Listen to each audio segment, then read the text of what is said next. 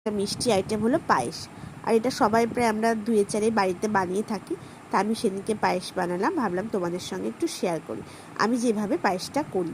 তা দেখো আমি দুধটাকে না অনেকক্ষণ ধরে জাল দিয়ে প্রায় দুধটা মানে যদি 1 কেজি দুধ নাকি প্রায় 500 করে নিই, মানে হাফ করে নিই দুধটাকে জাল দিয়ে। তা দেখো দুধটা ভালো করে জাল দেওয়া হয়ে গেছে। এদিকে আমি ভালো গোবিন্দভোগ চালটা নিয়ে ভালোভাবে ধুয়ে নিয়ে সেটাতে একটু ঘি আর সামান্য 1 ফোঁটা লবণ আর তেজপাতা দিয়ে মাখিয়ে নিয়েছিলাম। আর দেখো আমি চালটা কিন্তু পুরোপুরি সিদ্ধ করি না, একটু আধা আধা সিদ্ধ হয়, সেই অবস্থাতে আমি মিষ্টিটা দিই। আর আমি কিন্তু কখনো চিনি দিই না, আমি মিশ্রি আর বাতাসা দিয়ে পায়েস করি। মিশ্রি আর বাতাসা দিয়ে পায়েস করলে পায়েসটা খুব ঘন হয় এবং খেতেও ভীষণ স্বাদ হয়। আর তারপরে দেখো আমি কিশমিশ আর কাজু বাদাম দিয়ে দিলাম, যে যতটুকু প্রয়োজন দেবে। আর তারপরে নামানোর সময় শেষে একদম ছোটো এলাচ দিয়ে ঢেকে রাখবে, তাহলে স্মেলটা খুবই সুন্দর হবে।